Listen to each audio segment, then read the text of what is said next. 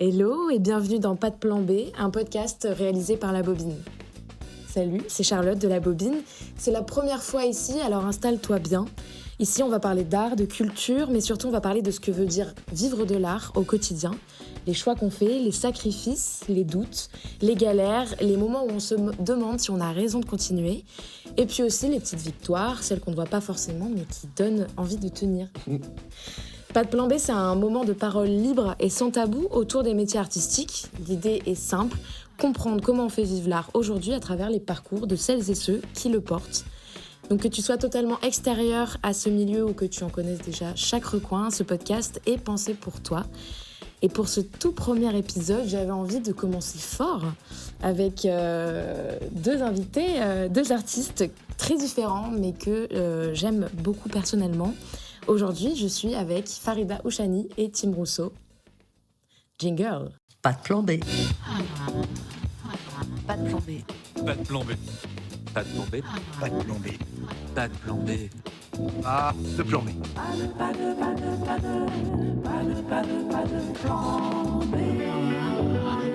Pas de plan B. Bonjour, merci d'être là.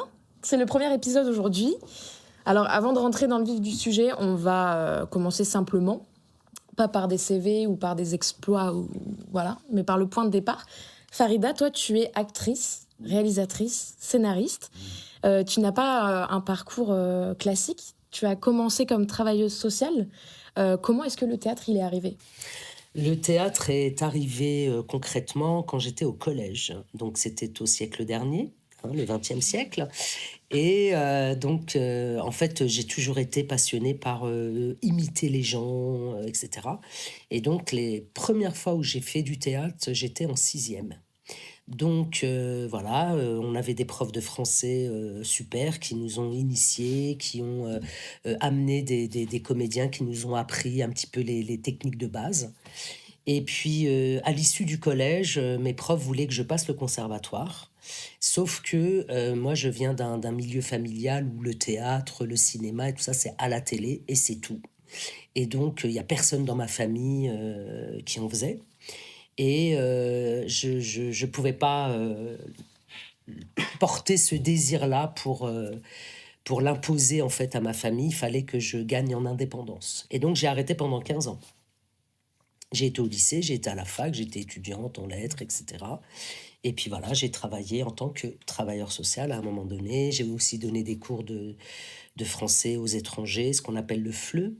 Et puis, j'ai fait de l'alphabétisation aussi. J'ai eu l'honneur d'accompagner des gens pour leur apprendre à lire et à écrire. Ça, c'était aussi très fort. Et je suis revenue au théâtre par un atelier amateur en 1998, juste après la Coupe du Monde de football. Et voilà, et c'est comme ça que le théâtre est revenu dans ma vie. Et à quel moment est-ce que tu t'es dit « Ok, là, en fait, moi, j'ai vraiment envie de faire ça ». Donc, tout de suite après, donc quand j'ai repris par cet atelier amateur, on a eu la chance de partir à Avignon, de faire Avignon 99, 2000, 2001, avec des mises en scène très novatrices à l'époque, puisque ça mélangeait culture classique et hip-hop.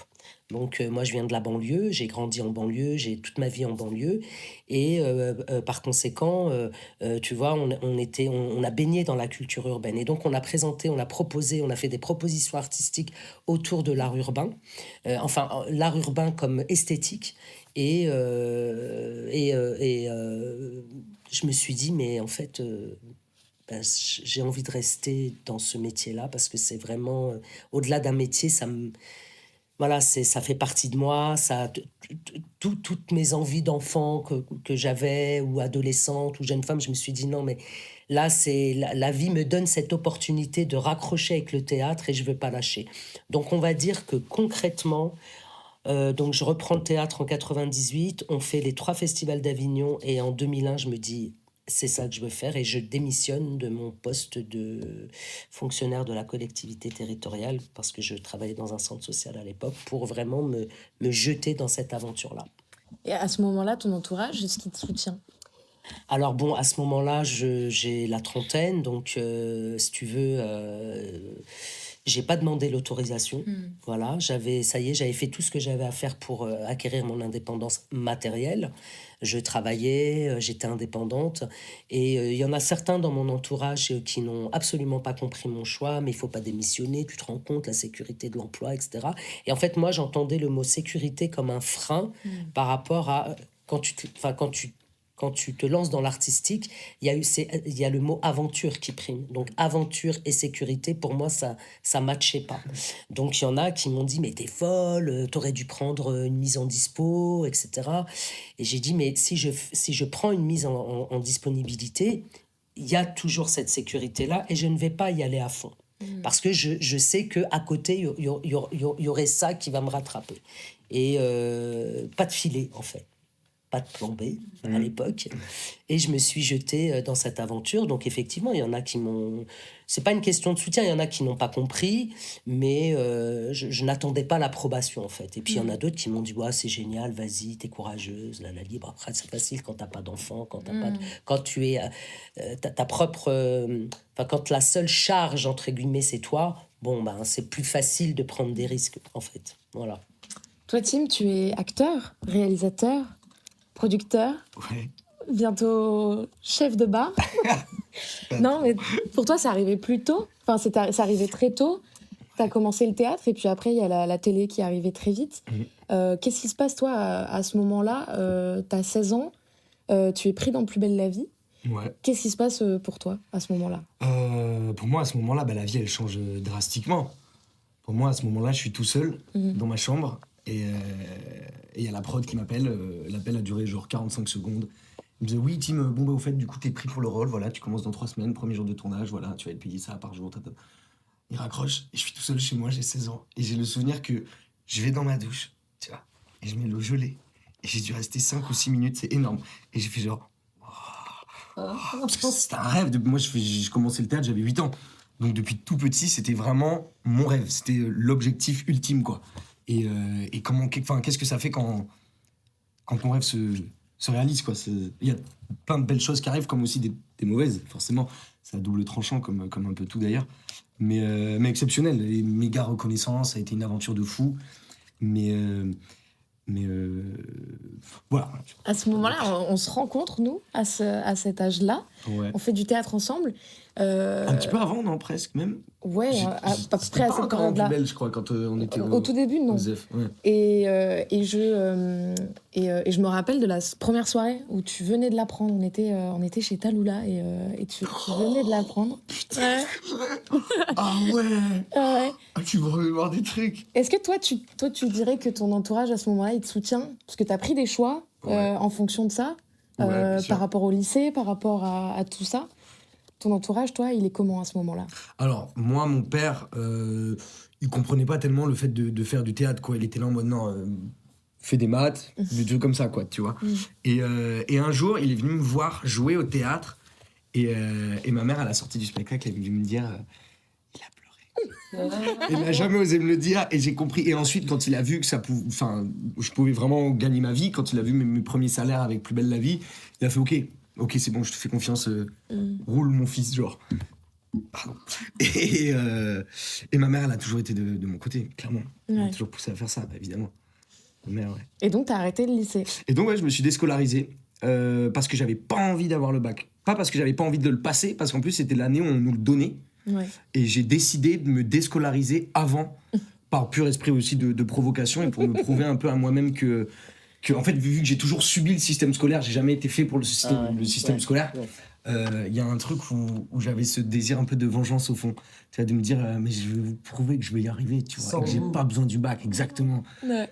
Et maintenant je suis prof de théâtre aussi, tu l'as pas dit, tiens. Je suis prof de théâtre et j'ai même pas mon bac, c'est beau, tu vois, c'est pas mal. C'est vrai que c'est vraiment l'année où on l'a pas passé, quoi. Ouais, on l'a pas passé. J'ai dit non, j'ai pas envie. Le proviseur, la CPE, qui me dit mais viens, je te jure.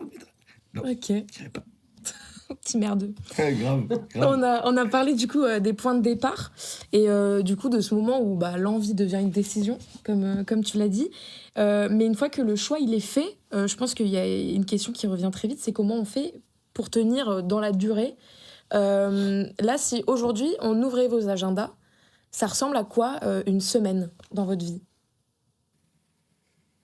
Vas-y, je t'en prie. Ah. Vas-y. Alors, une semaine dans ma vie, par exemple, ça va être l'école, parce que je suis aussi chargée de cours dans l'école où Charlotte est étudiante. Donc voilà, ça va être aussi téléphoner à la structure pour laquelle je vais animer un stage de théâtre pour des femmes solo.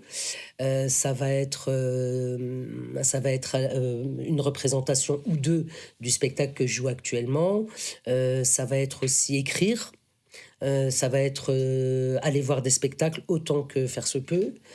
Ça va être appeler la maman. Voilà, ça va être appeler les frangines, ça va être aller de temps en temps, un petit peu beaucoup, des fois sur Instagram, ça va être bouquiner, ça va être. Pourquoi mon agent ne m'appelle pas là? Ça fait longtemps que je n'ai pas passé de casting. Bon, je l'appelle ou je l'appelle pas? Non, je l'appelle pas, ça fait relou. Non, je l'appelle pas. Ouais. Voilà, ça ressemble. Et puis il y a des grands moments de vide, et puis il y a des moments où ça se remplit d'un coup. Donc voilà, on peut pas dire que les semaines se ressemblent, très franchement. On peut pas le dire, sauf quand je sais que j'ai cours à l'USA tous les mardis ou tous les mercredis pendant 3 mois, 4 mois. Là, je sais qu'il y a des rendez-vous comme ça qui sont fixés, mais sinon, c'est quand même assez fluctuant. Moi, mes semaines, là, au moment où on parle, on est en train de jouer Willy Protagoras au Théâtre de la Colline tous les soirs. On est vers les dernières dates, normalement, si je dis pas de bêtises, au moment où vous regardez ça. Et sinon, là, en ce moment même, on répète, donc du lundi au samedi, de 15h30 à 23h30. Voilà, je fais ça. De temps en temps, je donne des cours du soir dans une école, l'école du jeu à Paris. Je sais pas si tu vois ce que c'est, cette école avec Delphine Hélier. Non. C'est l'école que j'ai fait. J'ai été là-bas pendant 3 ans et à la sortie, elle m'a dit ça te tenterait pas d'être prof? Enfin, intervenant, j'ai fait ouais, carrément. Voilà. Ouais. Tu veux une mamie rabougrie? Non, c'est pas vrai, Delphine. C'est pas une mamie rabougrie. Bref. Et en vrai, moi, ce que je trouve intéressant, justement, dans nos semaines en tant qu'artiste, surtout en tant qu'acteur, le métier d'acteur, c'est qu'est-ce que tu fais quand tu fais rien, tu vois? Parce qu'en fait, on fait rien les 3/4 du temps. Mais comment ce rien, t'arrives à le transformer en te nourrissant, en faisant du sport, en défendant une cause ou un combat plus grand que ton petit nombril, ou en allant prendre des cours de danse. Enfin, même en lisant, tu vois, en vrai, ça fait partie du travail. Parce que en venant nourrir ton être humain, tu viens nourrir ton acteur quelque part. Donc c'est hyper important de pas forcément avoir une routine, mais d'avoir ce désir d'être constamment en mouvement, ou dans un truc de créativité, d'imagination, de rencontre, de curiosité. Il y a un peu ça. Plus qu'une routine précise, parce que je pourrais te dire, le matin, je me lève, je fais 100 pompes, je me fais mon jus de fruits, ensuite je vais à la colline, ensuite j'ai des appels, ensuite j'ai ça. Mais c'est pas ça qui est palpitant, au final. Attends, pardon, tu fais 100 pompes tous les matins? Ouais, je fais 100 pompes, je me lève, je fais 100 pompes. Immense. C'est bon, c'est vrai. Et justement, l'administratif, les mails, l'attente des réponses de casting, etc., ça prend quelle place dans le temps, mais aussi dans la charge mentale? Alors, personnellement, maintenant, je le gère un peu mieux du fait de toutes les activités que j'ai à côté, qui me remplissent tout autant que mon métier d'actrice, tu vois. Au début, quand je passais des castings, dès que je sortais du casting, j'allais m'acheter quelque chose. Donc, je me suis ruinée, C'est-à-dire que t'allais t'acheter quelque j'allais chose? m'acheter une paire de chaussures. Pour quelle raison? Pour me calmer. Ok. Je sais pas, je te jure, c'était comme pour me rassurer, je sais pas. Maintenant, je le fais plus. Ça y est, j'ai assez de pompes, j'ai assez de... mais oui, voilà, l'attente, ça se gère. C'est très compliqué quand tu n'as que ce métier-là. Ouais. Moi, t'es d'accord? Ah bah carrément même. Parce que quand tu n'as pas que ce métier-là, que tu donnes des cours, que tu dois rendre un écrit parce que tu es sur un projet. D'un coup, t'es plus dans une attente passive. Voilà. T'es pas dans une attente passive. Tu te dis, bon voilà, j'ai fait ce que j'avais à faire, j'ai fait mon taf, j'y suis allé, j'ai passé mon casting, j'ai fait à cet instant T le meilleur de ce que j'ai pu. Allez hop, maintenant... on va focus sur autre chose, parce que sinon sinon tu t'en sors pas. Ah bah, c'est en fait, il faut accepter qu'il y a des choses qui dépendent pas de toi. Toi, t'as donné ce que t'avais à donner, t'as fait ce que t'avais à faire. Voilà. Et puis ensuite, il faut lâcher. parce que sinon ça vient te ronger de l'intérieur et tu penses à ça et tu te dis putain quand est-ce qu'ils Et vont me pourquoi rappeler, j'ai putain pas j'aurais dit dû ça dire comme ça. ça. Ouais exactement. Ah. Putain j'aurais dû dire ça, putain j'aurais dû jouer comme ça. Merde, fais pourquoi chier. j'ai pas fait ça, j'ai oublié. Après, Bah non, ouais, bon. c'est bon, tu peux pas, il faut différencier quoi, dire ok là c'est le travail et là c'est plus le travail, c'est ma vie et mon travail, je veux pas qu'il déteigne sur ma vie. Sinon ça me ronge et je m'en sors Non, pas. après refaire le match à chaque fois, enfin c'est insupportable. Ouais. Quoi. Tu te dis, C'est un peu comme rechercher une alternance en vrai. C'est le J'ai même. jamais cherché une Ouais. alternance, je peux pas te dire. Ouais, je crois, Désolé. je sais pas, C'est le j'avais. même truc d'attente, de réponse et de. Ouais.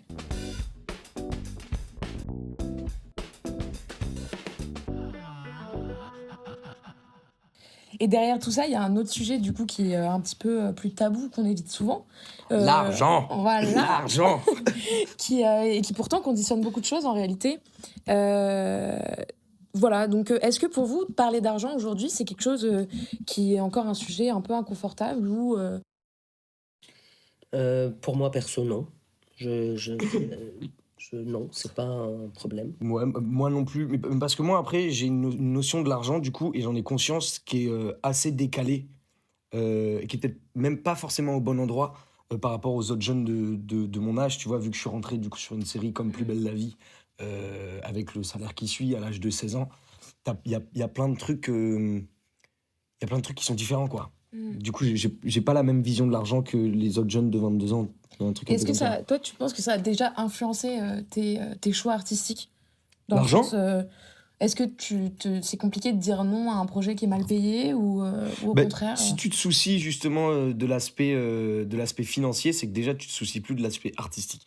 Parce que enfin, si t'es dans le truc artistique, tu penses même pas à l'argent. Si tu lis un scénario et qu'il est incroyable et qui te transcende et que la vision artistique elle te paraît complètement logique et que la continuité et que ton perso il te plaît de fou, t'es pas sur ces choses qui sont plus ou moins futiles par contre j'aimerais quand même être payé ça nanani nanana tu vois, à l'inverse si je sais que je suis très bien payé, des fois je peux m'en foutre du scénario, dire ouais, bah, j'ai envie de bouffer, j'ai envie d'offrir ça à ma mère, j'ai envie d'offrir ça à ma copine, vas-y je vais tourner 4 jours, je vais me faire ça et puis Là, je déblase.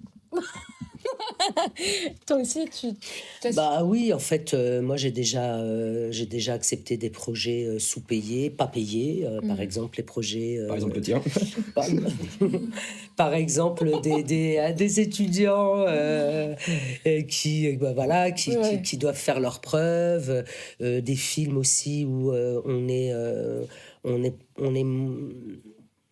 on est moins bien payé que ce que l'on devrait être parce que y a des têtes d'affiche qui prennent beaucoup, etc. Le critère de l'argent, si tu veux ne pas faire un projet parce que c'est mal payé, moi ça c'est pas un critère. Je ne fais pas un projet parce que aujourd'hui j'ai la possibilité de choisir parce que j'ai tous mes plans B à côté. Mais au début quand je me suis lancé quand j'ai commencé à tourner, je prenais tout. Je prenais tout. Ah bah oui, t'as pas le choix, mais c'est mieux d'ailleurs. Parce qu'il fallait que j'apprenne aussi, tu vois. Puis il y a ce truc de se dire, est-ce qu'on peut vraiment créer librement si on est en insécurité financière derrière, quoi. Et alors là, c'est... À méditer. On va parler comme onomatopée là, ça y est. Ouais, c'est ça. C'est compliqué. En vrai, c'est oui, mais compliqué. l'argent, ça apporte pas le bonheur en soi, mais ça apporte la liberté. Genre, et c'est vrai.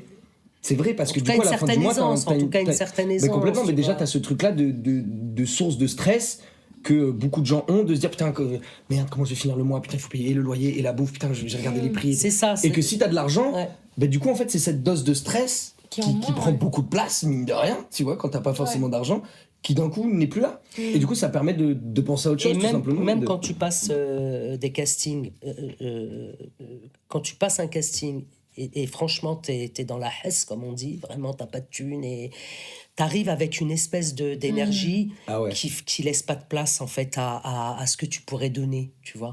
Et vraiment quand j'ai commencé à travailler en tant que comédienne pour le cinéma, très vite je me suis dit il faut impérativement que je puisse gagner de l'argent à côté mais en même temps gagner de l'argent de façon tout aussi passionnante. Moi je pouvais pas faire des boulots alimentaires, j'en avais déjà fait jeune, mais là j'étais arrivé à un âge où moi il y a pas de place pour le boulot alimentaire. Il fallait que tous les boulots autour de mon métier de comédienne, il fallait qu'ils soient tout aussi passionnants, tout aussi engageants. Ouais. Et donc, en fait, le fait de trouver d'autres activités professionnelles qui génèrent un revenu qui puisse te permettre tout simplement de te payer tes charges, tu Ouais. vois, et ben forcément, quand tu arrives en casting et que tu n'as pas ce souci-là, c'est pas la même. Mm. C'est Ouais. pas la même. Ou ça peut aussi donner, à l'inverse, ça peut donner aussi un truc de bah, j'ai pas le choix donc j'y vais quoi.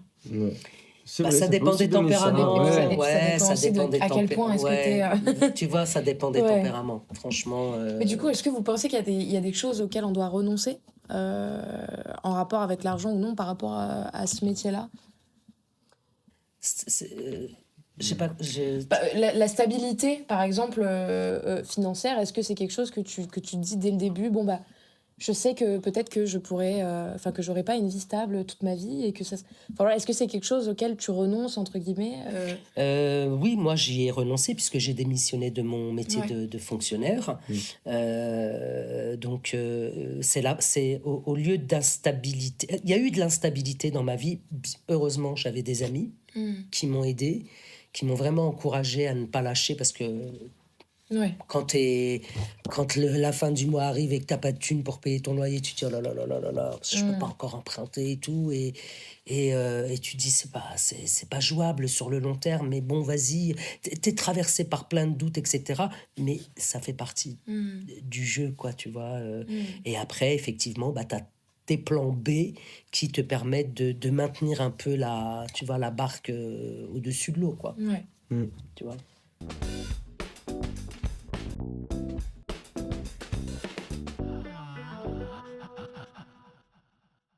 On va faire un petit jeu. Vas-y. Enfin, je vais poser à chacun 5 questions rapides où il faut répondre avec un mot ou deux, trois mots. Enfin, en fait, c'est juste le premier truc qui vous passe un peu par la tête. Ok. Voilà. Donc, on commence par toi, Farida. Ok. Un rôle que tu n'oublieras jamais. Celui de Myriam Badawi dans Présumé coupable. La peur qui revient le plus souvent dans ton métier. De ne plus pouvoir travailler. Un conseil. Ah non, pardon. Ah. Pardon. Dis-moi. Le trou de mémoire sur scène. Ah, Ça, c'est Ah, une c'est angoisse traumatisant. absolument... Ouais. Ça me met des trous dans l'estomac. Vraiment. Un conseil que tu aurais aimé recevoir à tes débuts. Fais-toi confiance. Une rencontre professionnelle qui a tout changé pour toi. Christine Parra, Et ton moteur principal pour continuer malgré tout. la joie de vivre. C'est beau. Tim, Donc je sais pas si ça va être aussi classe. Moi, Ah, tu te dégonfles. On y va. Vas-y, vas-y. Qu'est-ce que tu as voulu acheter avec ton premier salaire? Il me semble une paire de TN sur internet qui n'était pas encore sortie en France, mais aux USA seulement. Voilà, je t'ai fait mon petit kiff. La meilleure décision que tu aies prise pour ta carrière?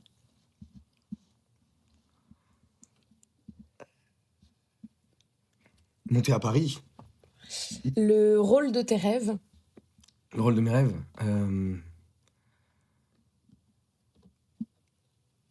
Un mec bien tailladé par la vie, bien sombre, avec des gros problèmes et qui porte un gros fardeau, tu vois. Et genre, pas un méchant, mais quelqu'un qui a subi la vie. Vraiment. Et au contraire, un rôle que tu détesterais jouer?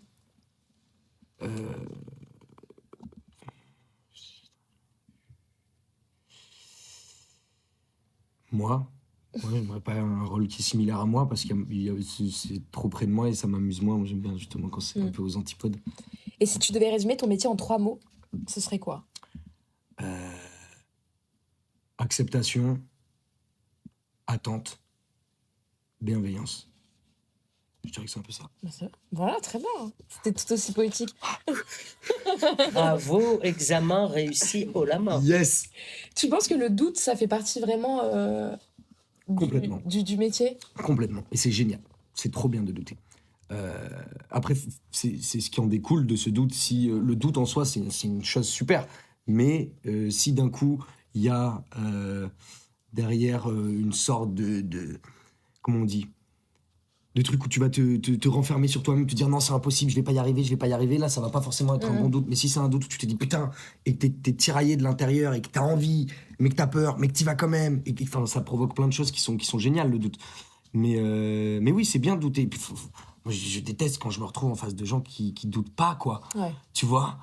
C'était là en mode, mais mon gars, genre, t'as pas peur? Moi, j'aime bien les gens qui ont peur un peu. Les gens qui sont pas sûrs, forcément. Bah, ça prouve que c'est important. Ah bah ouais, carrément. Carrément. Est-ce que vous pensez que c'est un métier solitaire, en vrai? Quelque chose que tu peux pas expliquer à tout le monde? C'est vrai, non? Ouais, il y a une dimension un petit peu comme ça. Ouais. C'est un métier qu'on fait avec plein de monde. Ouais. Mais, tout seul, quelque part. mais dans tes doutes, dans tes questionnements, Carrément. dans ta passion, t'es tout seul. Ouais, Ouais. et surtout, j'imagine d'autres comédiens, comédiennes qui sont encore à d'autres stades, tu vois, mais par exemple, moi, je sais que pendant un moment, j'étais plus souvent dans des hôtels et dans des trains que genre avec ma mère ou avec mes potes, tu vois. Et du coup, t'es trop content, t'as gagné ton fric, t'as rigolé avec tout le monde sur le plateau de tournage, tu fais ton intéressant. Et en fait, tu rentres le soir dans ta chambre d'hôtel et tu fais, bon, bah, t'es seul, mec. Genre, en vrai, t'es seul. Et du coup, des fois, t'as des profondes phases de tristesse. Mais c'est pas pour autant que c'est pas bien. Mais je suis d'accord, t'as dit, c'est un métier que tu fais avec plein de monde. Parce que t'es obligé d'être entouré pour faire ce métier. Parce que t'es en quelque sorte une imprimante de l'humanité. Tu vois, donc tu te dois d'observer, d'être à l'écoute, de regarder les gens, tu vois, d'être dans l'accueil, de parler aussi, de mettre ta patte.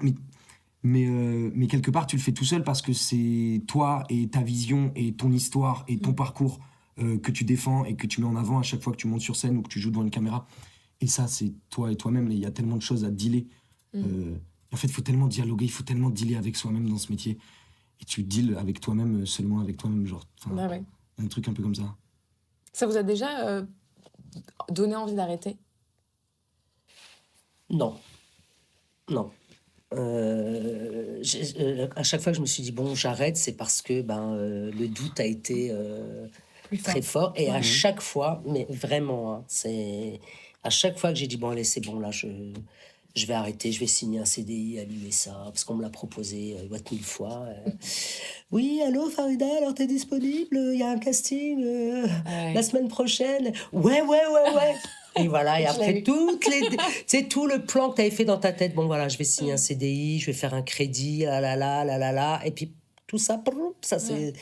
Oui, en vérité, oui, t'as plein de fois envie d'arrêter, mais enfin, envie, c'est pas une vraie envie, en fait. C'est un ras-le-bol de galère, tu vois. Tu te dis, ouais, c'est bon, là, j'ai tel âge. Et puis, en fin de compte, non, là... C'est ce truc-là solitaire aussi, c'est irrationnel, en fait. C'est cet amour que t'as pour incarner plein de vies, en fait. Ouais, tu te rends compte que c'est le plus beau métier du monde, quoi. Tu te dis, ta vie à toi, elle est j'arrête. tellement toute petite, toute minuscule, et tu te dis, ce métier me donne l'opportunité, à chaque fois, d'incarner des gens, c'est trop bien, quoi. Ah non, mais, et tu vois, j'ai joué, hier soir, j'ai joué à Rouen, et je disais à ma camarade de jeu, qui est beaucoup plus jeune que moi, elle joue ma fille dans le spectacle, j'ai dit, tu te rends compte, Zaina, on est payé pour... jouer. J'ai l'impression que mon enfance, elle se prolonge, en fait. Tu vois, c'est trop beau. Ouais, justement. C'est là où je voulais en venir de qu'est-ce que l'art apporte que rien d'autre, en vrai, pourrait apporter. Et je pense qu'il y a vraiment ce truc-là de jeu, du côté enfantin, de développer l'imaginaire. Et complètement. Déjà, moi, ça me parle énormément quand tu dis mon enfance se prolonge. Parce que c'est vraiment ça, en fait. C'est pour moi, un acteur, il se doit de rester ultra connecté avec, d'une certaine manière, son enfant intérieur. Parce que le but, c'est quand tu joues, c'est de jouer, c'est d'être émerveillé, en fait. C'est comme l'enfant, par exemple, quand il voit passer une voiture pour la première fois, il fait « Waouh, fais quoi, vroom, vroom, vroom, vroom !» Tu vois, quand il la voit une deuxième fois, il fait « Oh, une voiture !» Et quand il la voit une troisième fois, il la regarde même pas, tu vois. Et nous, justement, le comédien, il doit revenir à cette première fois, tu vois, à essayer de retoucher au mieux possible la sincérité et l'émerveillement, qui est en fait l'inverse de la banalité. Et c'est ça le plus dangereux. En vrai, pour nous, les êtres humains, c'est la banalité. C'est le fait de plus être émerveillé. Et c'est pour ça que c'est trop bien quand tu joues, parce que tu reprovoques ces premières sensations quelque part. Et c'est ça, jouer. Ouais, c'est exactement... Franchement, c'est super bien expliqué. En fait, c'est ça. C'est qu'en fait, c'est un métier, c'est un art. Parce que artiste, c'est la famille des artisans, donc on cherche. En fait, c'est un métier qui t'oblige à être tout le temps en mouvement intérieurement parlant, de ne pas être... en fait, nous sommes des êtres humains pleins de préjugés, plein de clichés, plein de limites. Et en fait, c'est un métier qui t'oblige continuellement, intérieurement, à te départir de ça, tu vois, à te dégager et aussi d'être honnête vis-à-vis de soi-même, autant que faire se peut, c'est-à-dire se dire, bon là, franchement, c'était naze ce que t'as fait, ma fille, là, c'est non, là, va te coucher, et demain est un autre jour. Mais en même temps, voilà, ça, tu deals avec ton l'ego, toute cette construction sociale qu'on peut avoir, et ben tu deals avec ça. Et tu vois, c'est un métier qui t'oblige à être tout le temps intérieurement en mouvement, et vraiment, même si c'est des fois épuisant, fatigant, ça vaut le coup. C'est vraiment l'une des dimensions qui me fait le plus kiffer, quoi. Vraiment. Carrément. Ouais. Carrément. T'es d'accord avec ça? Ouais, complètement. Mais il y a justement, je dis moi Awad, la dernière fois, il nous a dit un truc. Il nous a dit, les comédiens, on est un peu comme des saumons qui remontent le courant de la vie. Ouais. Et on remonte contre le chaos, contre l'abnégation, contre toutes ces choses, tous ces parts obscures, toute la négativité qu'il peut y avoir. Et on lutte contre ça, en fait, et on est en constant mouvement. Et si tu t'arrêtes, tu recules, donc tu peux pas t'arrêter. Donc t'es en constant mouvement, t'es en constante lutte, en fait, pour essayer de retrouver cette humanité, cette poésie de la vie. Et comment même en fait, un acteur, un comédien, son métier, il s'arrête pas au coupé. Ouais. Il s'arrête pas quand tu dis coupé, il s'arrête pas à la dernière représentation, ça continue parce que c'est ce que je disais tout à l'heure, t'es obligé d'observer le monde, t'es obligé d'observer. Tu vois pas juste une feuille qui tombe, tu vois ce que je veux dire, quand on regarde une feuille qui tombe, tu vois l'arbre, tu vois la luminosité. Il y a qu'un comédien qui peut parler d'une feuille qui tombe. Qui regarde une feuille qui tombe? Tu vois, voilà. Tu vois, c'est génial. Ouais. Et juste, c'est marrant que tu prennes cette image du saumon, parce que dans le spectacle Vertige que je joue, et ben justement, il y a le personnage de Mina, ma fille, qui raconte en fait un documentaire qu'elle a vu sur les saumons et qui remonte la source, parce qu'en fait, il s'habitue à l'eau de la mer, et puis après, pour se reproduire, il remonte le courant en sens inverse sur des centaines de kilomètres pour retrouver le goût de l'eau, de leur source, de là où ils sont nés.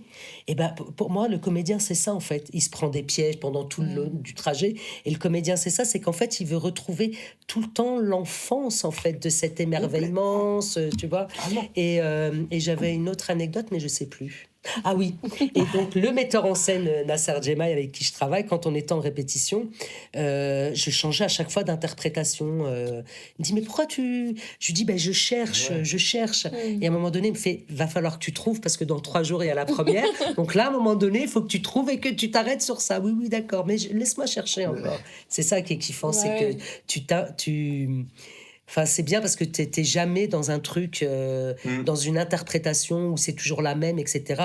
Tu le sens aussi. Quand... Ça dépend des comédiens. Ouais, bien sûr. Moi, je parle pas pour tous les comédiens. Ils vont faire 50 fois la même chose, tu vois. Et c'est aussi une certaine forme d'ultra-professionnalisme et de technicité, de précision qui est hallucinante. Là encore, c'est le tempérament qui... C'est ça. Et il y en a d'autres qui sont beaucoup plus instinctifs. Et il n'y a pas un type de comédien ou comédienne qui est mieux que l'autre, pas du tout, tu vois. Mais c'est vraiment des manières de travailler qui sont complètement différentes. Et je crois que tu as l'air d'être plus une instinctive de ce que tu me dis, etc. Ouais, j'ai pas fait de conservatoire. Voilà, non plus. T'imagines, qui veut faire des conservatoires? Excuse-moi, tu rentres dans une école, le mot c'est conserver, genre. Titre de l'école, il y a conserver dans l'école. J'ai envie de conserver quoi, moi? Je vais rien conserver, moi. Non, moi je suis un peu un intrus, moi, dans ce milieu. Tu vois, t'arrives à 31 ans, tu fais du théâtre amateur en banlieue, à côté de Sarcelles. T'es une daronne, quoi. Qu'est-ce que tu viens faire là? Ouais, mais non, mais moi, je veux faire du théâtre, même si j'ai 30 et quelques ballets. Enfin, à ce moment, parce que là, maintenant, c'est plus vers la soixantaine, mais voilà. C'est ça, l'enfance. Ouais. Tu vois.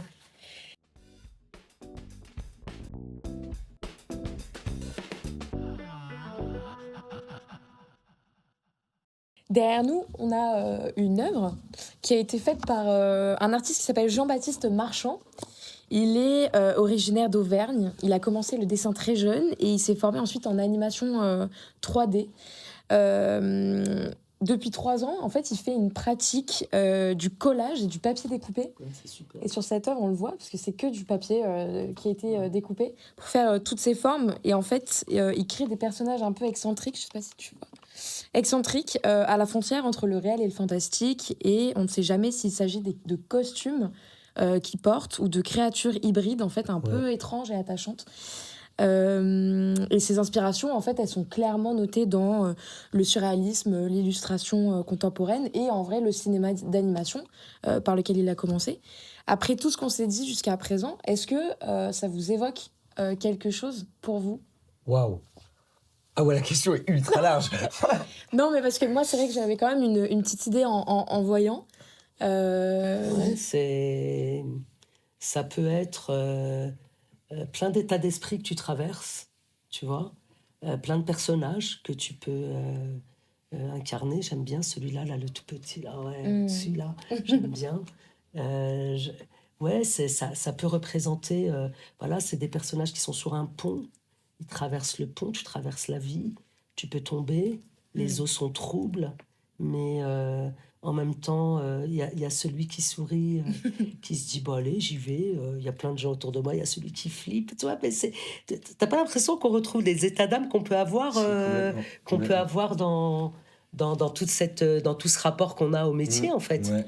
Et au-delà de ça, moi, il y avait aussi super. une autre interprétation qui pouvait marcher aussi. C'était cette chose de tous ces comédiens en fait, qui avancent et qui ont tous une petite particularité, qui ont tous quelque chose et qu'en fait, ils le conservent, ils le gardent et ils essayent tous d'avancer sans forcément rentrer dans un moule Ouais, absolument. qui leur appartient pas. Ouais, tout ça, ça peut être une galerie de personnages qui vont aller jouer, là. Puis il y a lui qui dit, allez, dépêchez-vous, dépêchez-vous. Ah non, c'est génial. Et puis lui qui se laisse porter.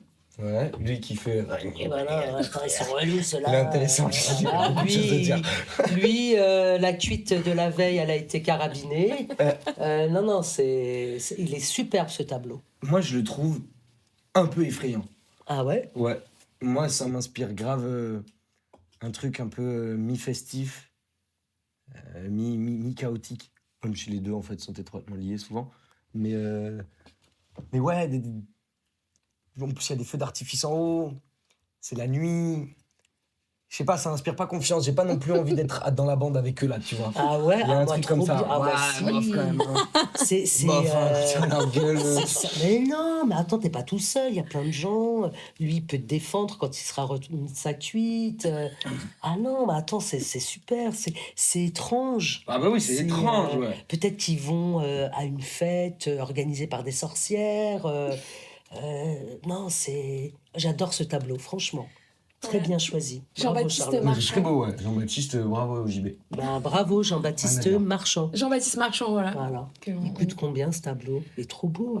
Aucune idée. Ah ouais, il est super. Moi j'adore, vraiment. Ouais. On va conclure un peu tranquillement. Déjà? Ah oui, le temps passe vite, Non. bien entouré. Si vous parliez aujourd'hui à quelqu'un qui hésite à se lancer, qu'est-ce que vous lui direz ? Mhm. Te lance pas, on est déjà trop, s'il te plaît. Laisse-nous du taf. C'est hyper honnête. Ouais, on est nombreux, mais on est singulier. Et je lui dis, si t'as envie, vas-y, laisse-toi guider par ton envie, par ta passion. Et puis, n'en attends pas trop. Vas-y, nourris-toi de plein d'autres choses. Parce que c'est un métier extraordinaire, vraiment. Donc, non, vas-y. Hein, ouais, ok, on est vachement nombreux, mais on est... Hein, Oui. franchement, toi, t'as peur de la concurrence. Non, mais c'est pas ce que j'allais dire, c'était vraiment une vanne. C'est ça, Non, mais moi, je te Là, dis- c'est sorti trop spontanément pour que ce soit une vanne. Non. Il y a toujours une part de vérité dans les bien blagues. sûr. L'humour, c'est la franchise des lâches. Hein. C'est Alric qui me disait ça. Je te jure, à chaque fois. Bref. Non, moi, je te dirais... je te dirais fonce. N'attends pas, sinon tu regretteras sur ton lit de mort. Et puis... Waouh. Ça devient macabre. C'est méga macabre. C'est le tableau là qui Non, il m'avait foutu un coup avec ça. l'a.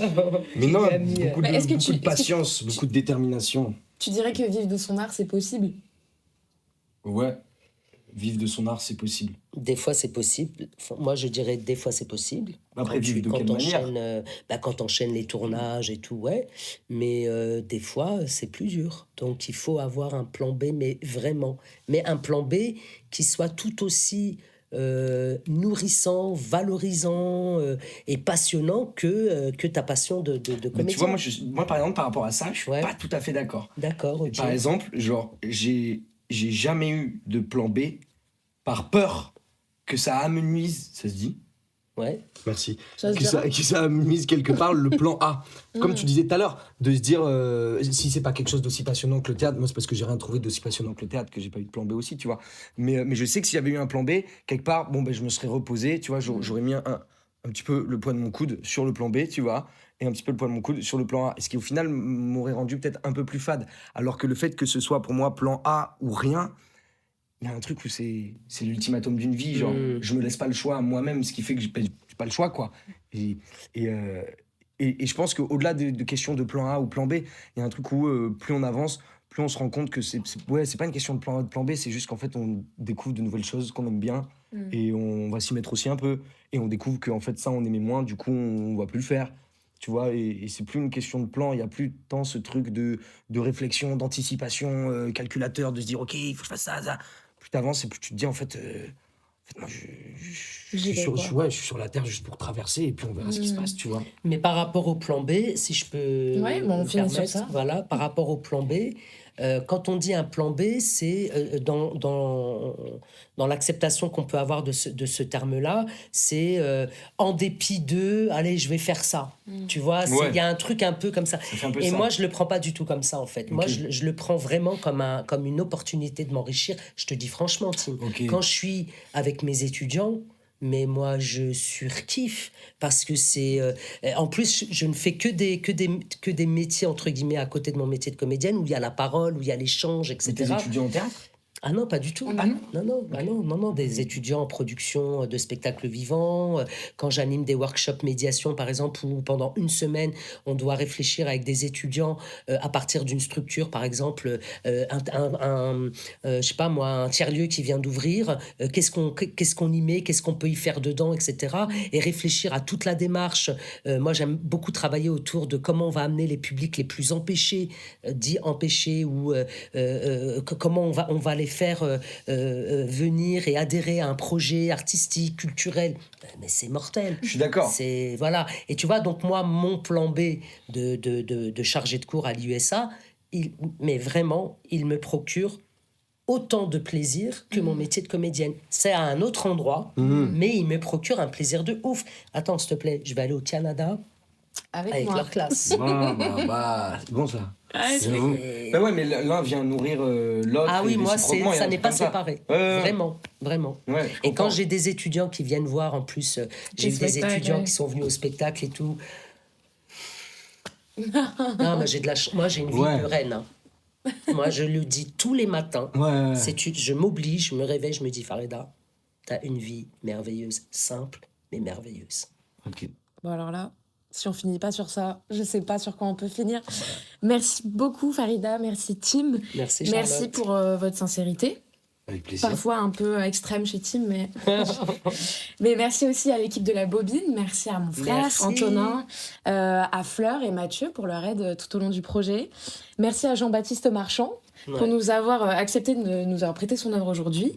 Merci à Détour, Manon et Louise pour la collaboration autour de toute la scénographie. Et en fait, dans chaque épisode du podcast, on pourra retrouver une nouvelle œuvre du réseau d'artistes de Détour. Et on vous invite à les suivre grandement. Et merci à toi d'avoir écouté cet épisode jusqu'au bout. S'il t'a parlé, n'hésite pas à le partager, à en parler autour de toi. Pas de plan B donne la parole à celles et ceux qui font vivre l'art au quotidien. Et on se retrouve très vite pour un nouvel épisode. D'ici là, prends soin de toi et de ce que tu crées. Pas de plan B. Pas de plan B. Pas de plan B. Pas de plan B. Pas de plan B. Pas de plan B.